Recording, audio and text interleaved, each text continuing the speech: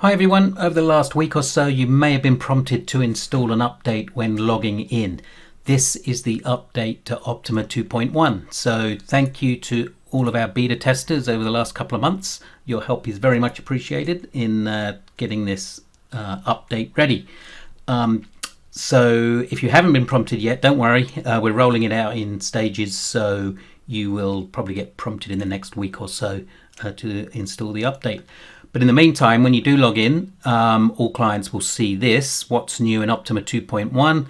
Click the read more, and that will take you to our knowledge base and list everything that's new. And obviously you can click on the links for more information. So we've got lots of new John Ehrler's tools that you can read about.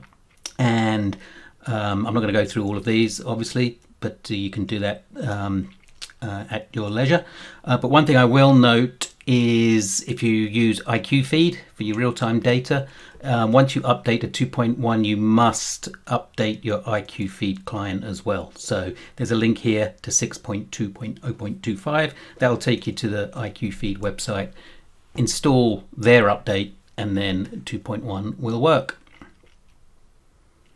Okay, so let me show you a couple of cool new things. So I'm going to double click here. Under symbol lists, we now have the ability to add ETF holdings. So what I did there, let me go back and show you again. New ETF holdings, and then type the symbol of the US or ASX listed ETF. And I'm going to do URA for the uranium ETF in the US.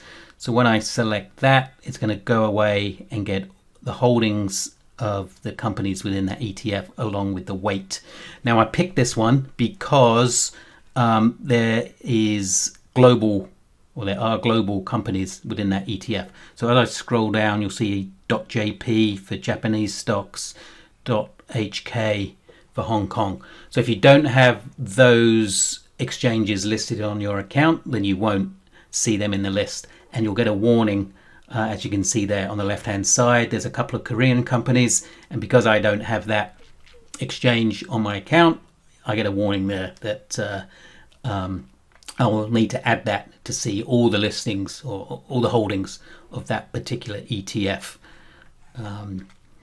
So they will get added. So here's a few examples what I've already added. So here's all the growth companies in the S&P 500, the SPY-G ETF, and they're all the listings there.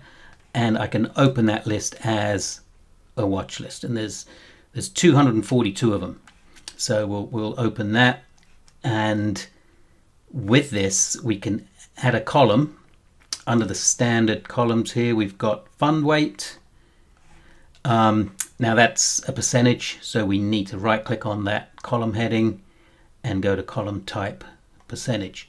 So of that SPY-G, the S&P 500 growth ETF, Apple is 14% and Microsoft is almost 12%.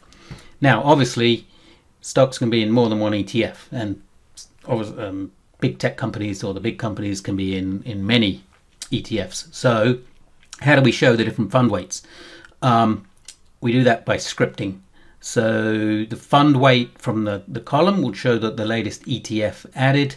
But if we add a new script column, there's a script function called weight. We type that in, and then we select from what ETF that we want to select from, or what symbol list. So let's do, I did add one, the semiconductors.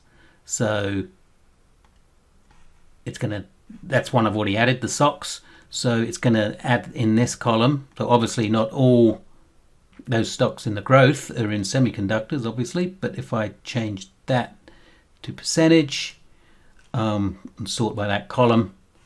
So Texas Instruments, I think that is 0.5% of the growth ETF, but 9% of the SOX and Nvidia, and so on and so forth. So that's how you can show different weights of different ETFs using the weight function. One small change we made on the back of client feedback was with cloning pages. Now previously, if you right click on a page tab and go to clone page, it would place the duplicate tab all the way on the far right of your workbook at the very last tab, which could literally be hundreds of tabs away, so a bit of a pain to go see. But now you can see it's these two pitchfork tabs are now side by side, so you can make adjustments on the duplicate tab or version of the chart without changing the original. One other thing I'll quickly show you is the ability to add flags to a watch list or chart header. So particularly useful for companies that have dual listings. So here's BHP, both in the US and Australia. So I can click the plus to add a column and scroll down to flag. So the top one is the US listing and the second one is ASX. And if you have the publishing module with enterprise services, you can add the flag to the chart header as well. And not only stocks does that apply to, but also the global indices. So as we scroll down this watch list here, you can see all the flags of the relative or the relevant countries.